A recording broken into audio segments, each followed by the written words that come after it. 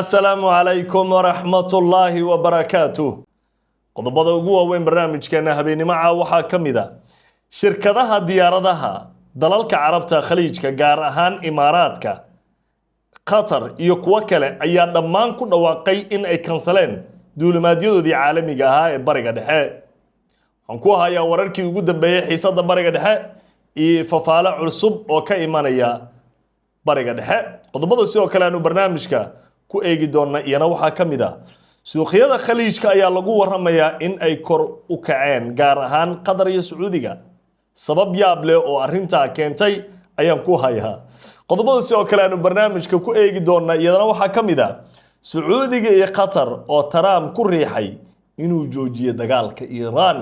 iyo Trump oo u ballan qaaday dalalkan in uu iskaga baxaya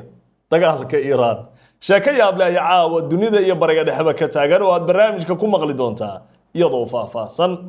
qodobada sidoo kale aanu barnaamijkeedii ku haynayana waxaa kamida Spain waxaa ka dhacay mudaharaad dhabar jab ku ah Israa'iil Mareykanka iyo dadkii ka soo horjeeday ra'iisul wasaaraha Spain Pedro Sanchez mudaharaadkan wuxuu noqday mid aan lagu xisaabtamayn nuuciisa u dhacay xilli u dhow dhinaca kale wali Spain booliiskeeda waxay ka soo saarayaan deegaanka Ceuta dad godadka hoostooda galay ee 60,000 ee Morocco laga soo fasaxay kamida sheeko yaab leh iyo macluumaad iyo muuqaalo ayaan idin hayaa arinta ku saabsan ugu dambeyn waxaad barnaamijka ku maqli doontaa qodobka ugu dambeeya xogayaha arrimaha dibadda dalka Mareykanka Marco Rubio ayaa caawa hadal yaab leh ku hadlay waxa uu leeyahay qof kasto Israa'iil mucaarado Mareykanka ma soo galayo sheeko yaab leh taagan dunida waxa meesha ka soo muuqday wixii Trump Marco Rubio uu ku haystay shirkadaha diyaaradaha Emirates Etihad Air Arabia iyo kuwa kale ayaa dhammaan ku dhawaaqay in ay duulimaadyadooda joojinayaan ama bedelayaan haddaba warbixin ay qortay Gulf News aan eegno iyo sidoo kale waxa warbixintan xaqiijisay oo iyana qortay shirkad wargeyska weyn ee Mareykan soo baxay loo yaqaano The Wall Street Journal warbixin sida tan ay u dhacaysaa shirkadaha diyaaradaha sida Imaaraadka Etihad iyo Air Arabia ayaa wali bedelaya ama dib u jadwaleynaya qaar kamid ah duulimaadyadooda ku wajahan bariga dhexe iyo ku taliya rakaabka ama u sheegaya rakaabka inay hubiyaan xaaladda duulimaadkooda ka hor intaysan garoomada tegin hadda la soo xilligii holideeyada fasaxyada lagu jiraa dad badan baa wadamada reer Yurub iyo reer galbeedka fasaxyo ku jiro marka dad ka mid tahay dadka xilliyadan duulimaad ama safar raacaya mid ka mid ah diyaaradaha aan soo sheegay oo ay ku jirto Etihad oo Imaaraadku uu leeyahay iyo sidoo kale Emirates Airways laftirkeeda iyo Air Arabia waxa lagu talinayaa inaad duulimaadkaada iyo flightkaada aad eegto ama waa la kansalay ama waa la bedelay haddaba qiimeyn ilaa hadda ma jirto war la xaqiijinayo oo sheegaya warar cusub oo weyn oo ka dhacaya ama weerar sababay in ay diyaaradahani kansalaan laakiin cabsi laga qabo in xiisadda bariga dhexe oo aan deganayn ay wali laba jibaarmaan haddaba wargeyska The Wall Street Journal waxa uu qorayaa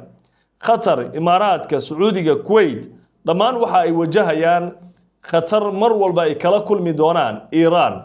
haddii Mareykanku uu sii wado weerarada iyo dagaalada uu ka wado dhulka Iiraaniyiinta inkastoo madaxweyne Donald Trump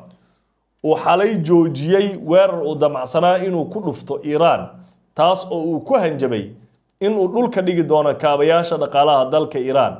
tamarta dalka Iran laakiin Iran markii uu hadalka Trump ku dhawaaqay iyaguna waxa ay sheegeen oo ay war degdeg oo warbaahinta aad u baahinaysay oo aan xalay idin la wadaagay qalqal bay ku ribtay dalalka carabta waxay soo saartay ciidamadeedii gantaaladeedii waxay tiri caawa xalay bay leedahay waxa dhacaya wax aan wali hore uga dhicin bariga dhexe saaka waxaan ku waabariisanay Trump ole we stop the war waxa kinay bulay dagaalkii maxaa dhacay wanna give chance asinana Iran chance asinana it's very important waa fursad waayuu leeyahay inay muhiim tahay in Iran chance la siiyo wuxuu leeyahay wada hadallada ayaan fursad siinayna laakiin waxaan idin hayaa sheeko yaablo arrintaas sababtay oo aad barnaamij ku maqli doonto oo si weyn caawa loo falanqaynayo waayahay qodobka xiga barnaamijka aynu toos ugu gudubno walaalaha qiimiga lahow suuqyada khaliijka ayaa lagu waramayaa inay kor u kaceen macnaha ma ahan khasaaro warkan uu ka duwan warkii hadde sababtu waxaa leeyahay suuqyada khaliijka saamiyada sacuudiga qatar iyo dalal kale oo ka tirsan khaliijka ayaa maanta kor u kacay kadib rajo laga qabo in xiisadda Iiraan ay yaraato sidoo kale qiimaha saamiyadaha shirkadaha sacuudiga sida Aramco ayaa kor u kacay Aramco Brian hoose u socotay waxa fahmi kar dadka saamileyda ee shirkadaha online-ka ku jira wax ku darsado shirkadaha online-ka Aramco iyo shirkadaha shidaalka dhammaan IBM iyo Apple iyo kulli shirkadaha lagu darsadaa waa iibsanaysaa $200 $2,000 inta aad awood shirka intuu qiimahaas yahay shirkadda ka iibsanaysaa dada mararka qaar sheerarkooda lacag badan u gooyaa qasab maahan qofka doonto noqo Mareykanna Talyaanina aad qasab maahan waa inaad awoodaa online-ka wax ka iibsan kartaa sheerka lacag ku bixin kartaa bangigaaga sheerka iibsanaysaa sheerka Aramco waxa leeyahay hadda kor u kacay markii ugu horeeyay LNG ee Qatar ayaa mar kale ka gudbay Hormuz taasoo loo arkay calaamad wanaagsan oo ku saabsan isu socodka tamarta waxa iyana warkan qoraya Reuters macnaha isu socod iyo safarada maraakiibta oo Hormuz si ayar uga gudbay Iiraan oo u muuqatay inay fursad siinayso waxay mar kale kor u qaaday suuqyada khaliijka saamigoodii inay kor u kacaan gaar ahaan si gaar ah labada suuq ee maanta aadka qiimahoodu shirkadoodu macno u sameynayaan waa Sacuudiga shirkadda Aramco iyo dawladda Qatar shirkadeeda dhammaan saamigooda macno u sameynaya baa leeyahay kor u kacay marka sida la leeyahay maalmihii la soo dhaafay hoos u socday dalalka khaliijka warbixinadii ugu dambeeyay waxay leeyihiin khasaarihii ugu weynaa dagaalkan ka soo gaaray dabarjab dhaqaale oo weyn ayaa ka soo gaaray oo sidoo kale waxa la leeyahay safaradii dadka aadi jira ayaa ka baqay maalgashiga arintii Iiraan ay ka saameysay dagaalkan ay Mareykan la gashay khaliijku wuxuu ka saameeyay dhaqaalahoodii dadka imanay maalgashiyaashii meel kale u wareegeen baa leeyahay dalka sida weyn khasaaraha uu uga soo gaaray waa Imaaraadka Carabta Imaaraadka dadkii maalgashan jiray maalgashigooda hadda way kala carareen cid shilin gashanaysa mana waayo waxaaba la ogaaday dalkan inuu khatar ku jiro Iiraan iyo Israa'iil isma deyn doonaan baa leeyahay xitaa haddii la heshiis isma deyn doonaan Mareykanna kama ahaan doono inuu Israa'iil la safto Iiraanna ma aamini doonto Mareykan iyo Israa'iil heshiis waara ma dhici doono waa suurtagal in xabad ku meel gaar ay dhacdo laakiin waxaanan dhici doonin baa leeyahay sidaa darteed mar walbo Iiraan lala dagaalo Iiraan Imaaraadka u fudud inay garaacdo iyo Israa'iil ila Mareykan iyo magaraacsan ligada beegsanaysa waliba waxay garaacaysaa cidda Mareykanka saaxiibka la inkastoo Imaaraadka hadda isku dayayso inay siyaasadeeda bedesho oo ay u dhawaato Iiraan laakiin Iiraan hore waxay u sheegtay inay waligood Imaaraadka aamini doonin waayahay saaxiibada qiimiga leh qodobka xiga barnaamijka ayaynu toos u galeynaa qodobkan waa qodob xiiso leh Sacuudiga iyo Qatar waxay la soo baxeen istaraatiijiyad leh ninkii Trump ahay u tageen ee macnaha la hadleen waa xalay isbedelka markuu dhacay waxa warkan qorayo warbaahinta caalamka oo ay ku jirto The Wall Street Journal oo wargeysada caalamka ugu afka dheer kamid ah ayaad ka daalacan doontaa shaashadayna ku saaran tahay haddaad Google garaysana waa helaysaa waa warkii falanqayaasha ay ku tilmaameen taariikh qoranta waa dalalkii khaliijka hadda waxay ka barayaan Trump oo ay leeyihiin ka jooji duqeynta Iiraan xalay Sacuudiga iyo Qatar oo wada socdo ayaa Trump la hadlay baa madaxweyne Trump waxay ku dhaheen caawa haddaad Iiraan duqeyso oo Iiraan ku bilowda Iiraan ma duqeynina Sacuudiga iyo Qatar baa duqeysay kus Iiraan waxay ku hanjabtay inay dalalka khaliijka garaaci doonto iyadana oo waxba tamarta dalalka khaliijka in wax la iska weydiin doono macnaha xalay waxay ahayd baa la habeenkii ugu cabsida badnayd bariga dhexe soo marto Mareykanku wuxuu dhahay waxaan ku qaadaynaa weerarkii ugu balaarnaa Iiraanna waxay sheegtay waxaan qaadayaa jawaabtii ugu adkay xalay hurdo ma jirin marka nimankii khaliijka ahaa waxay la xiriireen sida uu qoray Wall Street Journal Trump waxay dhaheen Trump dagaalkan jooji caawa duqeyntan ka baaqso sida uu wargeyska qorayo Trump waxa uu qaatay taladii ما أركتي قطر يسعودية هذا وربحين وول ستريت جورنال أيدين سو كوبو وربحينه ما أنت للدابعي أي شيء إن دخل سوقها السعودية محمد بن سلمان يا مدحضة قدر أي كو عداديا مدحوين دونالد ترامب إنه سقادا وير عصب أو كدنا إيران بل سيئوسي فرصة وذا هذا ترامب أيا دبدات شيء إنه هكي ويرر القرشيي سيد دبلوماسية دا أسي سعوته معناه سيد دبلوماسية أسي سعوته إيران وذا هذا لليلي وفرصة وياشو وحيدهن you need to stop this attack وين أدوار كان جوجيسا ترى ما صوها عندك وحداي Iran كواس إيران أنا صوّع عادي بقوله وحين ويديستي إن أندقين تكجوجنو إيران واحد هذا الكاس بيموا هذا الكاس واحد جرى ما هم بيدين ولكن we never called Trump ترى مو عنا ده محن ترى مو عنا إيران ولكن ما دين ترى ما أنا صوّعي معناه الدنيا فضيحة هذا تاجم بنكون شيء إيران أنت يصاب بحذي هل مرمت لهن ترام أنا صوّعي نلسو حريري لكن ترام حلاية هاي وأنا لصوّعي هاي يا أنا صوّعي إيران أنا صوّعي محمد بن سلمان يوحو اسكو قلد الله ما دام ذاتك إسلاعد عندي هين إيران اسكو قلدي بيقول ذاتك أنا ياكل كسا واسكو إيجين لبس كلا يكل دوين لكن حتى ورباهينتا Associated Press وحي قريسا Trump Middle East ally have reached outline of deal to end Iran war. Says US stop new strikes and US to stop new strikes. Iran waxay xulafada bariga dhexe Mareykanka waa Sacuudiga Qatar ayaa waxay ka codsadeen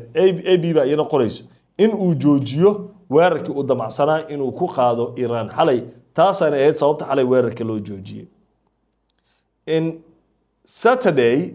evening, social media posts claim that Middle East ally have reached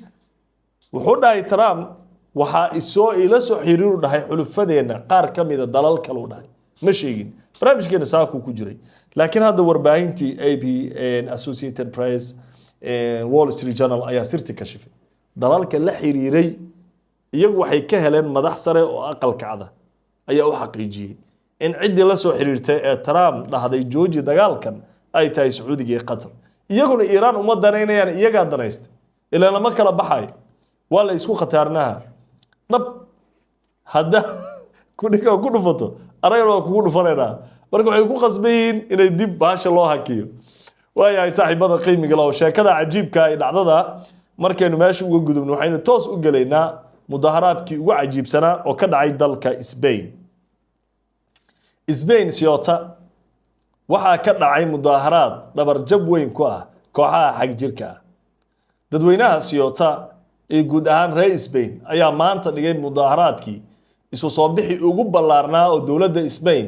gaar ahaan ra'iisul wasaare Pedro Sanchez ay ku taageerayaan dadka reer Spain ayaa waxa u cadaatay in sheekada wixii ka dhacay Ceuta aysan ahayn wax caadi ah adduunku waa la arkay 10 qof 4 qof 100 qof oo meel soo galay wadan oo immigrants ah laakiin 60,000 oo hal mar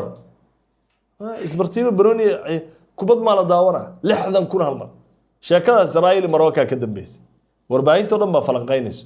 waxa la sheekadan bariyahan dhan waa loogu hanjabayay ra'iisul wasaaraha Spain Pedro Sanchez